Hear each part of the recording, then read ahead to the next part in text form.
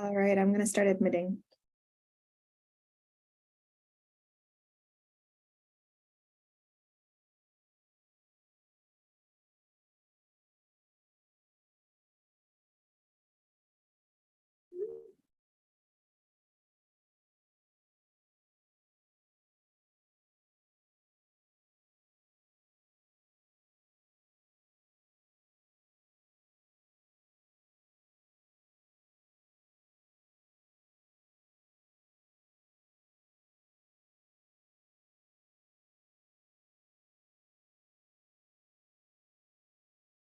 Welcome, everyone. We are going to give it just another moment as people are logging on and we will get started. So feel free to get comfortable, grab your lunch if you'd like, and we will begin in just a moment or so.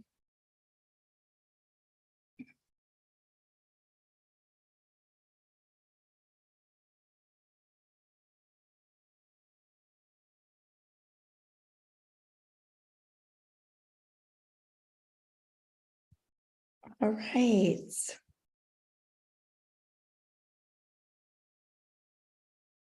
Hello and welcome everyone to our second annual New Year Wellness Series, backed by popular demand and packed with meaningful guidance on spiritual, relational, emotional, nutritional, physical, and mental wellness. I'm Sarah Green, the wellness consultant at the Marcus Institute of Integrative Health at FAU Medicine. Integrative health is a holistic, patient-focused approach to healthcare and wellness. At the Marcus Institute, our physicians treat the whole person by examining everything that makes up a patient's health, including factors that can lead to disease, affect nutrition, exercise, and stress. Ultimately, patients and physicians are partners in healing and wellness. The Marcus Institute is pleased to co-sponsor this series with our friends at the Robin Rubin Center for Happiness and Life Enhancement. The center is housed in the Sandler School of Social Work within the College of Social Work and Criminal Justice at FAU. They offer weekly online meditation sessions, bi-monthly in-person yoga classes, and monthly wellness workshops. All of their offerings are free of charge and open to everyone, students, faculty, staff, friends, and family. We're posting links in the chat now and invite you to learn more about the Marcus Institute and Robin Rubin Center and make plans to join us again in the near future. So those posts should be showing up in your chat box right now. It is my honor to introduce today's speaker. Dr. Michelle Lazat-Wanaski is an associate professor of population health and social medicine and the founding director of Health First, the health and wellness initiative at the FAU Charles E. Schmidt College of Medicine. The Health First initiative promotes students, faculty, staff, residents, and community well-being under the pillars of exercise, nutrition, and stress management tools. She teaches strategies for academic success in addition to techniques for maintaining wellness. Dr. Michelle is also the M1, M2 lead basic science course director and the director of the Step 1 preparation program. She is involved in development of preclinical curricula and faculty development in active teaching and problem-based learning. She received her BA and MA degrees in biological sciences from Smith College and her PhD in molecular and cellular biology from the University of Massachusetts Amherst. She is a graduate of the Harvard Macy Medical Educators course and has more than 60 hours of mindfulness meditation training. Her scientific research interests include microbial genetics and antibiotic resistance. I am so honored to call Dr. Michelle a colleague and a friend. Please enjoy this educational and engaging presentation. Take it away, Dr. Michelle. Wow, thank you very much for that very thorough introduction. I'm so excited to be with you all today and talk with you about something that I'm very passionate about, which is mindfulness. So as a teacher, my philosophy is that teaching and learning are not spectator sports. So at various points, I'm going to ask you to share with us whatever you're comfortable, so that we can start to frame our discussion and make it more relevant to you and your life. So here we start with Mindfulness 101. why and how. We're going to answer all the questions. So let me just see if this advances. There we go. So my first question is, how is it being you today? So how are you feeling right now? Are you happy? Are you sad? Are you tired? What emotions, what feelings, what sensations do you have right now? And I'm just curious to see how people are feeling. So if you can type in the chat, that would be great. Neutral is good. Neutral can be good. I'm happy and grateful. Yes. Wonderful. Well, a stance of gratitude is always a good place. It's interesting, though, because when we ask people about how it is being them today, usually the responses that we get are more about things that have to be done, like, oh, it's, my husband is upset about this, or I have to get this to my mother's, or my daughter is driving me crazy, or whatever. Not everybody really takes the time to check in with themselves and sort of be aware of how things are going for them, because we're so focused on other people and everything is so busy that people aren't taking that time to pause and actually check in with themselves and make sure that they're doing okay. And that's important because that's your experience of daily life. So I love this picture because it reminds me that sometimes dogs and cats and pets are actually smarter than we are. When you're walking your dog, you are thinking about everything. In fact, I've seen people walking their dogs on their phones, trying to text, doing all kinds of things while they're walking their dog. And really, all the dog is thinking about is, wow, I've got some options there for trees. Which tree am I going to pick? It's really great. I'm so excited to be outside and happy for a walk. And probably it's a easier state of being to not be worried about all of those other things that aren't really relating to the present moment. Things either that happened in the past or you're anticipating in the future, but really the here and the now is where you have all your control and power. And we don't really spend enough time in the here and now. At least that's what studies would show us. So what is really going on in your brain? So a lot. There's a constant narrative. That narrative is a lot of times it can be negative. It is cram-packed with thought after another. Sometimes the thoughts aren't even related. Sometimes I'll be thinking about something and then a song lyric will pop into my head and I'm like, where did that come from? So our brains are constantly thinking. That's their job.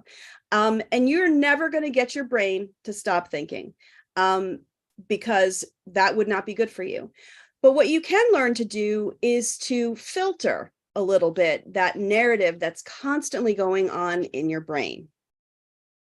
It turns out that the quality of your life is actually directly linked to your thoughts and what you're thinking about and how that makes you feel.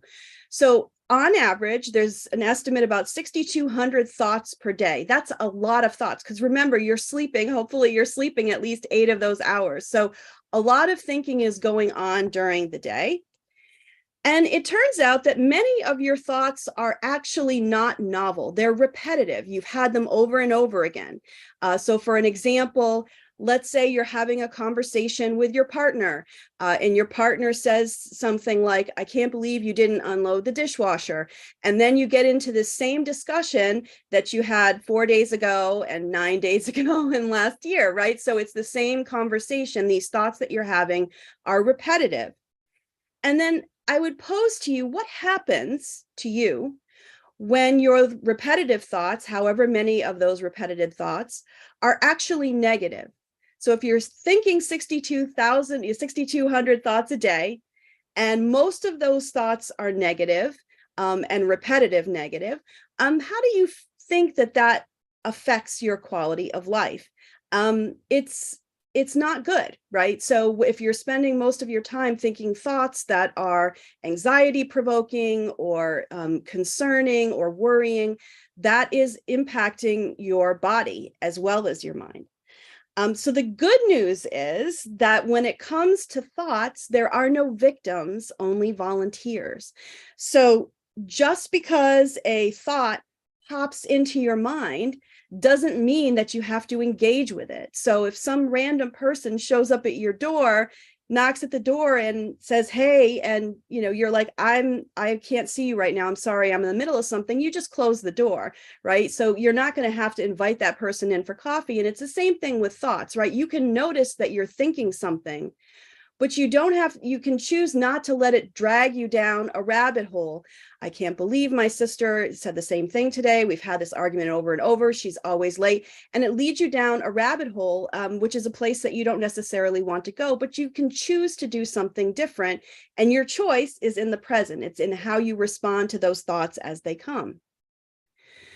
So I want to ask a question about stress. Because people are under a lot of it. COVID made it worse because not only were people stressed, but they were also isolated and separated from a lot of the things that they enjoyed doing. There was a lot of fear around, fear for one's safety, the safety of other people.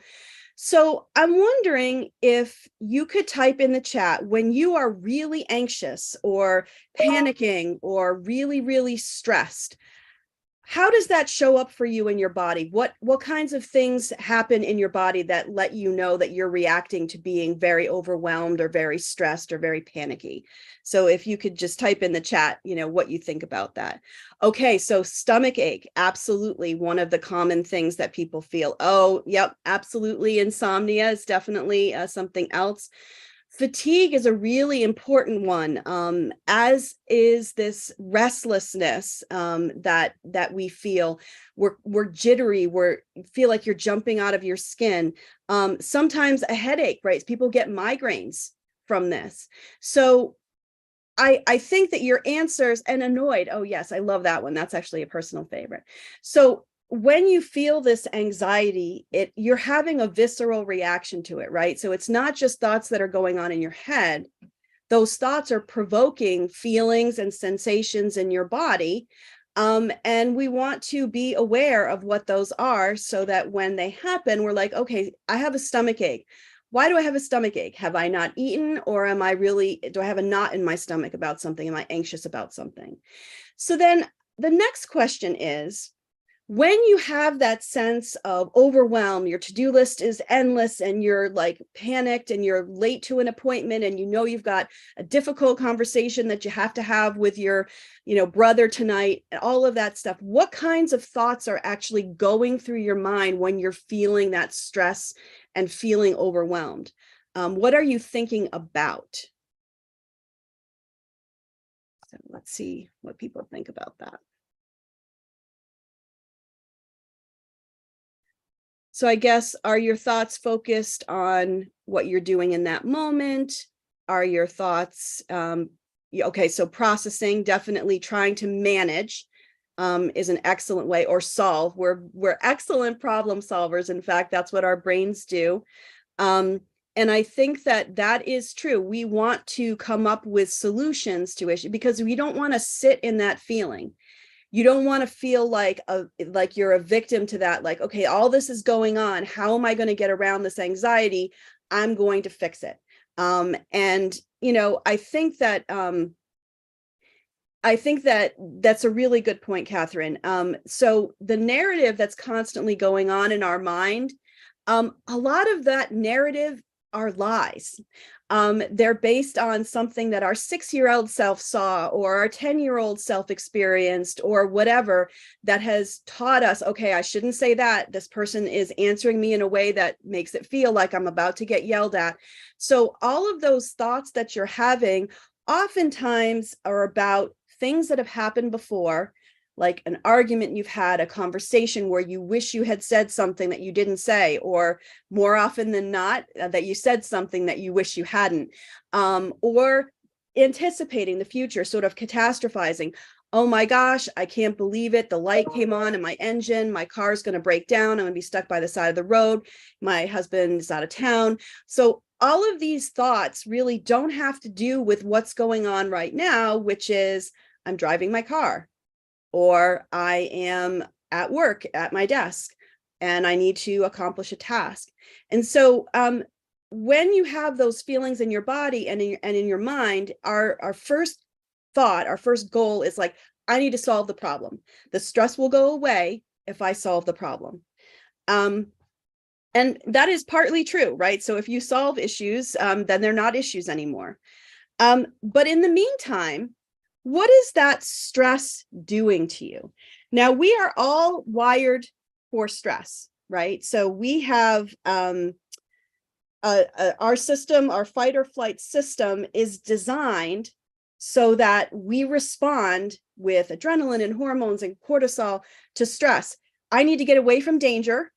Or I need to, I'm pursuing a feeling, or I'm running away from a feeling, or I'm threatened in some way, and I'm going to have a response to that. But historically, that response is a temporary response, right? So you're not running from a tiger for hours and hours and hours, all day, every day. It happens, and then your body goes back to its natural resting state, and then maybe something else causes stress and you're up there for a while, and then again you come down. Unfortunately, what's happening now is people are experiencing chronic or toxic stress, and that toxic stress is when the normal stress response becomes dysfunctional or overactive. That's called allosteric overload. So our system is flooded with this stress response in this constant state of fight or flight, and it has an effect on the body. And I'm so excited to see what you all put in the chat, because you have really hit on a number of things that happen in your body when you have this toxic stress that just is chronic and continues on and on. Difficulty concentrating, anxiety, depression, irritability, someone said annoyed, mood, mind fog, that is, you feel like you can't think clearly. It affects your heart, your cholesterol, high blood pressure, and increased risk of cardiovascular disease.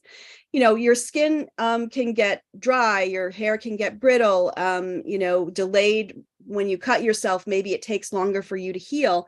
A lot of times people feel stress in their gut. So we talked about nausea, we talked about being hungry. So, sometimes people are hungry. When they're hungry, it's not because they're necessarily hungry, but it's a way to sort of calm yourself or self-soothe. It's a mechanism to do that.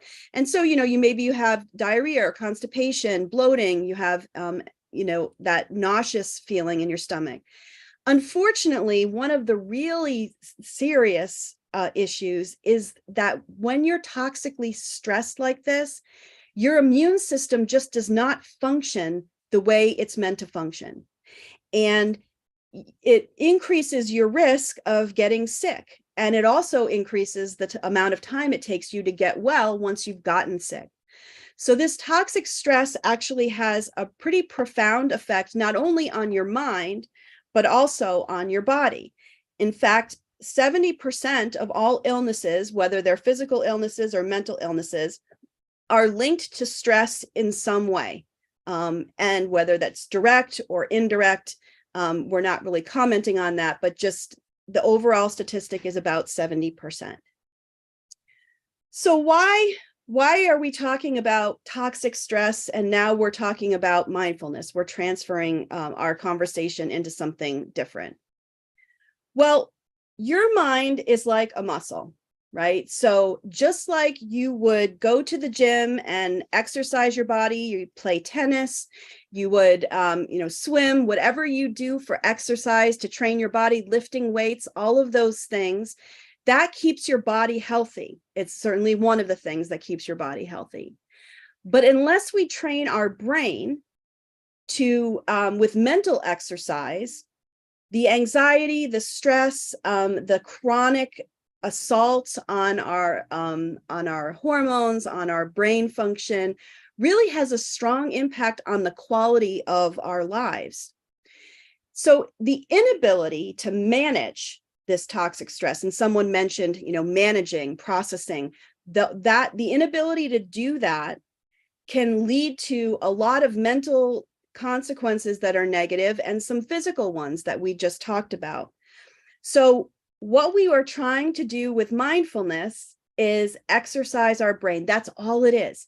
There's nothing mysterious about it. There's nothing confusing or new age or out there about it. It really just is brain exercise. The nice thing about that brain exercise is it has a lot of positive effects on both your mind and your body. And you can see just some of them in the slide, in your body and your emotions, your thoughts, your relationships, including your relationship to your higher power, whatever your spirituality is, your connection to nature, those kinds of things. So what exactly is mindfulness? It's pretty simple. Mindfulness is just the intentional accepting and not judging focus of your attention on the thoughts, the emotions, the feelings, the sensations that are happening for you right now. Not things from before, not things for the future, but what is happening for you right now. The keys to mindfulness are that it's intentional, so you are doing it on purpose. Accepting, so you're not trying to change that feeling. You're not saying, okay, I'm depressed. You're not trying to say, okay, I better change that. I better think about something else. You're just saying, okay, I am accepting the fact that right now I am depressed. It's non-judgmental. So any thought that comes through your mind, you're not going to judge it. You're not going to say, oh, that's a positive thought or that's a negative thought or whatever. It's just you're accepting what it is and you're not judging it. You're just letting it be as it is. And you're doing all of that in the present moment. So a good acronym for all of this is RAIN. So mindfulness is about recognizing what's going on, allowing that experience to be there just as it is, sitting in it, whatever it is. Investigating with kindness, that's sort of the non-judgmental part. So you're aware of what you're thinking, but you're not saying, oh, that's good, oh, that's bad. You're just saying, let me see what's going on here. And then in the present, so this natural awareness is going to come from not identifying or engaging with those negative thoughts or experiences, just letting them be as they are. So we know why. And we know what. So now let's talk about how. How can you be mindful?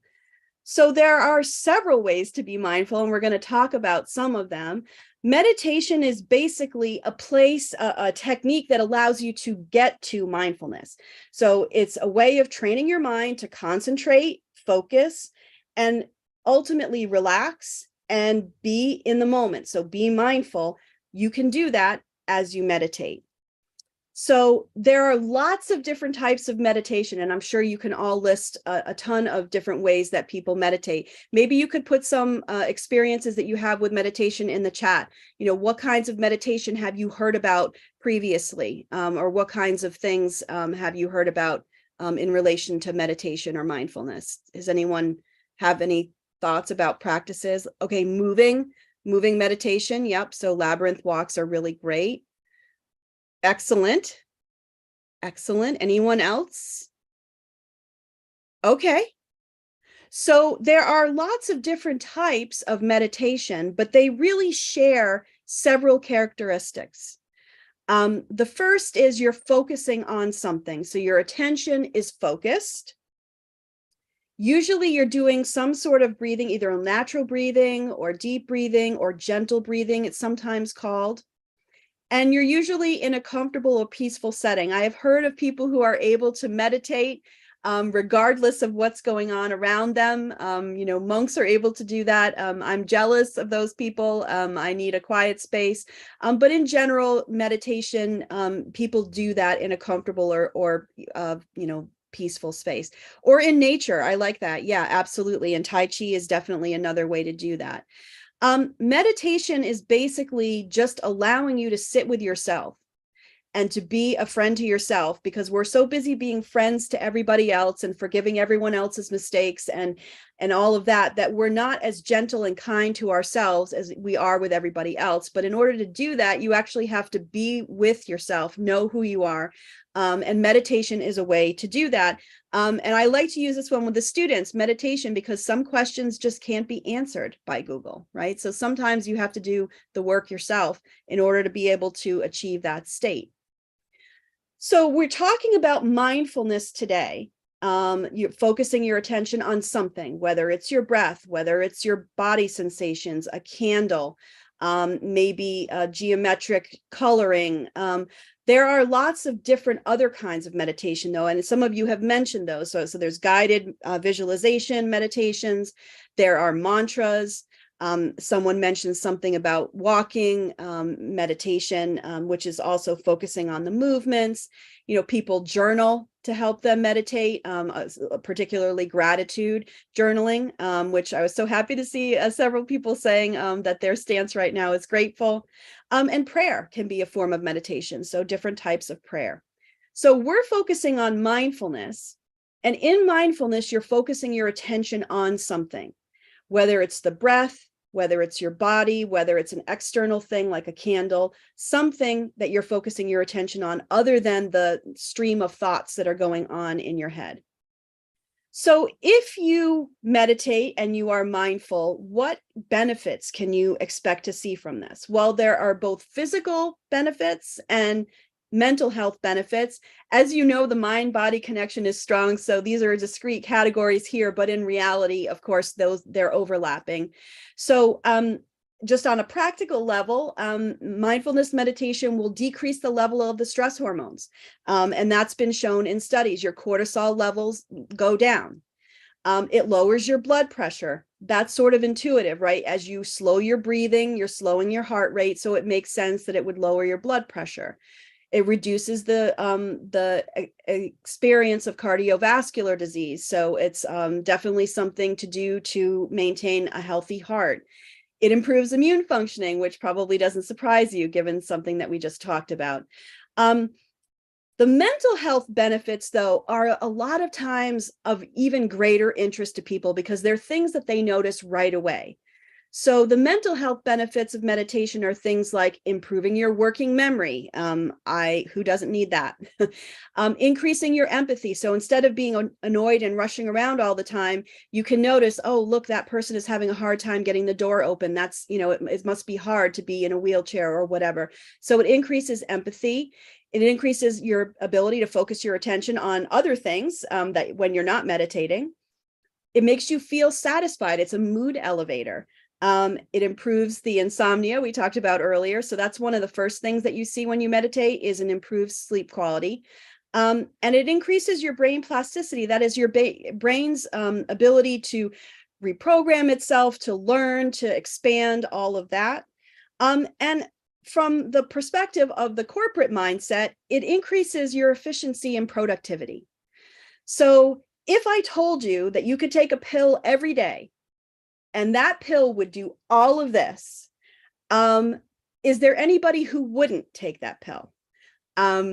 It's interesting because people are oftentimes more predisposed to a prescription rather than proscription, right? So we're trying to be proactive here and get all of these benefits from meditation without having to resort to chemicals. Of course, you have to take your high blood pressure medication, you have to take your medication, but I have heard situations where people have been able to lower their dosage and some go off it completely with a meditation practice. That's obviously something that you discuss with your doctor. So when I talk to medical students about meditation, they're like, yeah, this is great. I love the whole idea of all these benefits I'm going to get, especially the memory and the focus and the concentration and sleep. Sleep is a big issue when you're a medical professional. But a lot of what I hear is, I don't have time for this. I don't have time to meditate. I'm a very busy person and meditation takes too long. And that's actually not true. And I'm going to prove it to you. So I am going to invite you to join me for just 1 minute. And we're going to do a breath meditation, a very simple one for 1 minute. And I just want you to pay attention to how your body feels as you're doing this.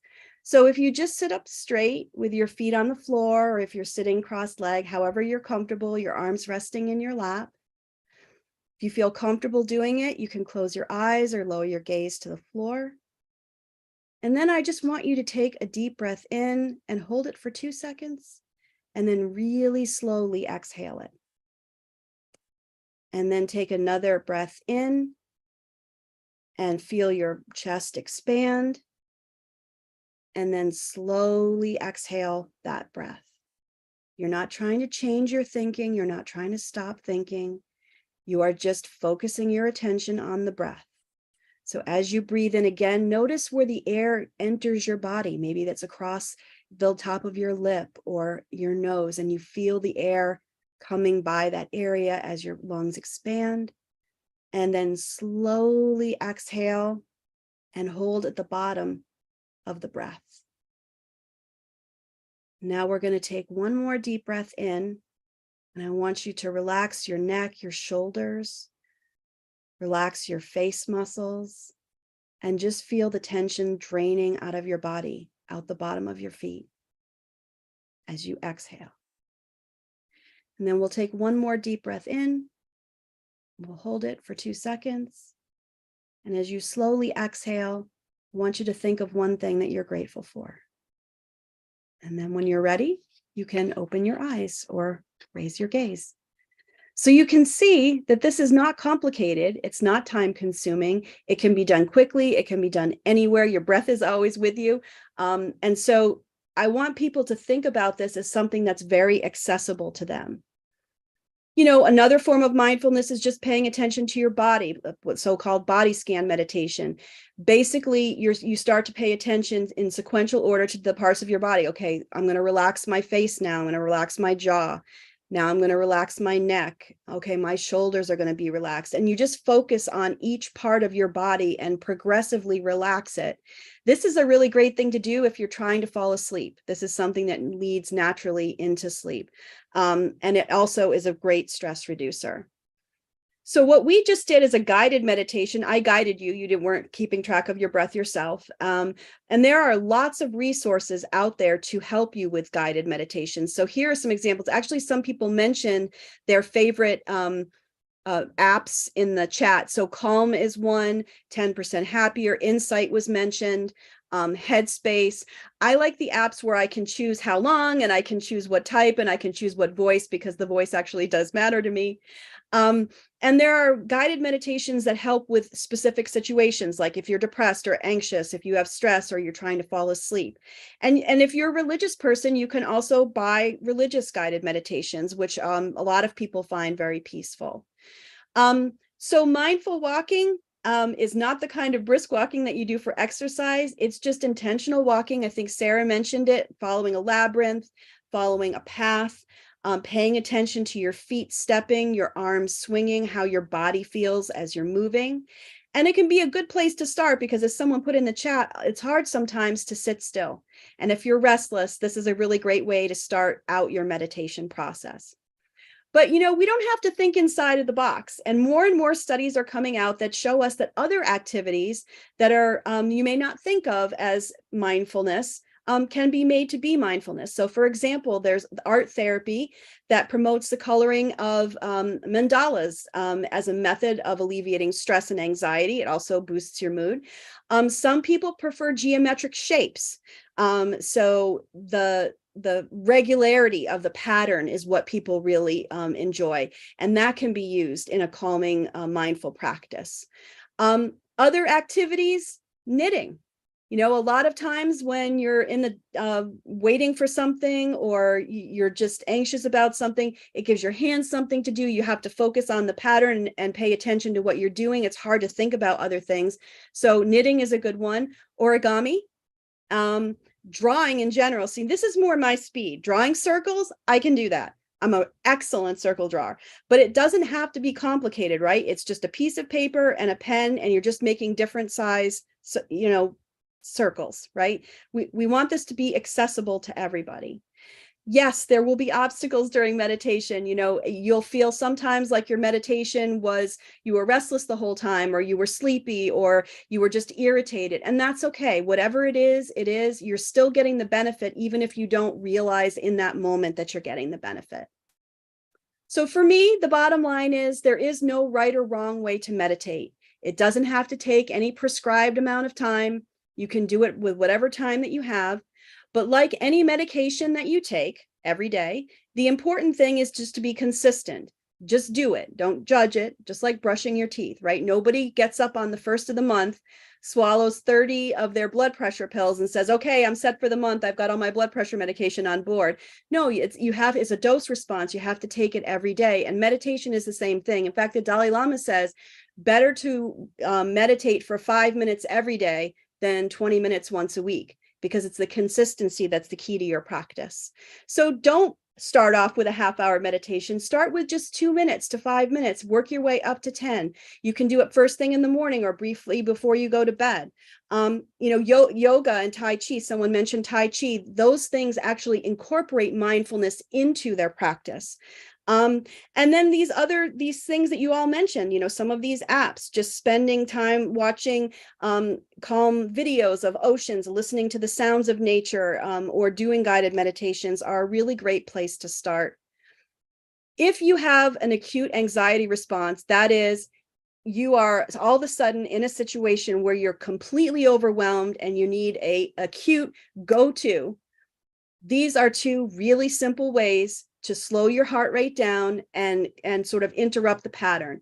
One of them is called grounding. I'm sure you've heard of that. Name 5 things you can see, 4 things you can feel, 3 things you can hear, 2 that you can smell, and 1 thing that you can taste. And some examples of each of those categories are in the picture.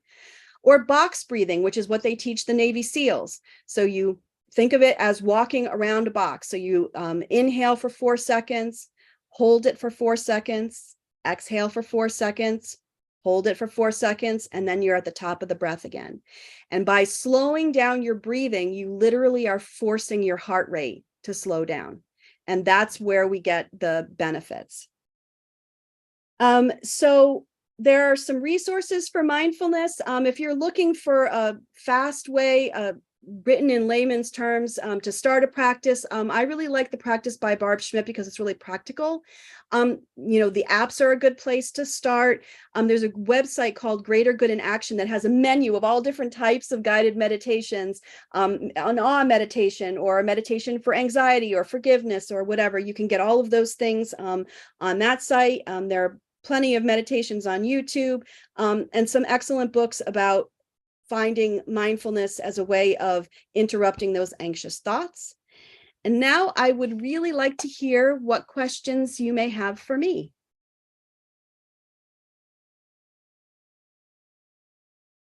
So anyone have any questions, comments, thoughts? I'm happy to hear you speak, or if you want to unmute, or if you want to type in the chat.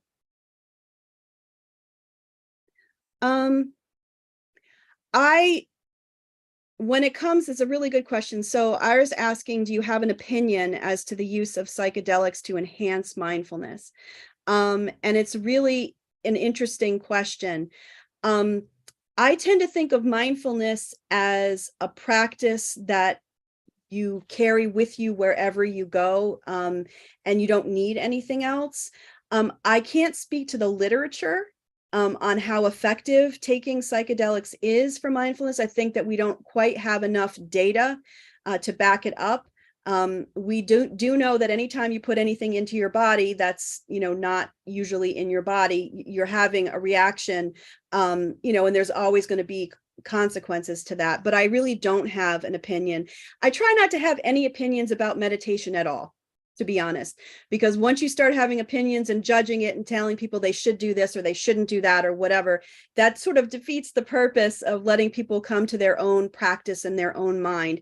And so, yeah, that's sort of where I fall. I don't think there's enough data for me to comment. And so I think that I shouldn't comment. So do you have recommendations to create a routine of mindfulness? So implementing, that's a really important point. I am personally, and this is just because I'm a type A, right? So I'm motivated by goals. So I just have a piece of paper with the numbers 1 through 30 down it. And each day I just say 2 minutes, 5 minutes, 10 minutes. I just want to breathe, just breathe for 2 minutes. Or I listen to one of my apps and I'm like, oh, today I have 5 minutes. I have the luxury of extra time. And so the logical places to start your practice are first thing in the morning when you wake up, being grateful that you woke up, and excited to take on your day, and just sort of putting yourself in a stance of gratitude and doing some breathing right when you first wake up, before you brush your teeth, before you get out of bed, or right before you go to bed. And, you can even use it to help you fall asleep. There are meditations that are, guiding you into sleep. But I would start small and consistent. Pick a time, morning, before you go to bed, lunchtime, if you feel like you need that break. Just make the commitment to yourself to just do it and not judge it. And that's the best place to start. Just make it part of a routine that is easy to implement, and then you have a much better chance of actually being consistent with it. Any other visual reminders? Yeah, sure. So, you can put something on your mirror. Like, so, okay, maybe I'm stumbling out of bed. It was late last night and I'm like getting ready to brush my teeth, and I look up and there's a note saying 2 minutes of meditation. So I'm going to finish my brushing my teeth, and then I'm going to take my pause. So yeah, reminders are perfectly fine. And a lot of people put alarms in their phone. So there are actually apps that'll cue you to be like, have you meditated for 2 minutes today? Or maybe is now a good time for you to take some deep breaths or whatever. So there's lots of, and you want an alarm that's a gentle alarm, like the chimes or something like that. Nothing that's going to be abrupt. So yeah, I think do the alarm and a mirror, whatever you need to do just to be consistent. Are there any other questions or comments? You're welcome, Agnes. Miss you. Anybody else have any thoughts that they'd like to share? I hope that you feel like this was a good use of your time, of your half an hour. I have my contact information is available to you from Sarah. The PowerPoint will be available from Sarah. If you have questions that you think of later and you want to email me, I'm perfectly happy to answer those questions by email anytime. And just a reminder, everyone, we just dropped the link to the survey in the chat box. So before you log off, please take a moment to do that. And while you're doing that, I want to begin by thanking Dr. Michelle for your time and expertise. I learn something every time I listen to you present. And I also want to just take a moment, and this is not in my script, but just to acknowledge each person that's here on this presentation today, because by carving out this time for yourself, it means that you've prioritized self-care and your own wellness. And I think that all of the education and inspiration is great, and the practical implications and ideas and tools are great. But, at the end of the day, or the beginning of the day, right, if we do not prioritize this need for self-care and attention and time to wellness, then all of the tools are useless, right? So I just want to commend everyone for taking time out of your day today to prioritize your own well-being. And I want to just thank everyone for joining us.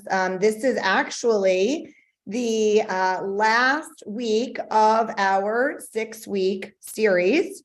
And since we are just about out of time, we want to thank you all for being here and thank Dr. Michelle.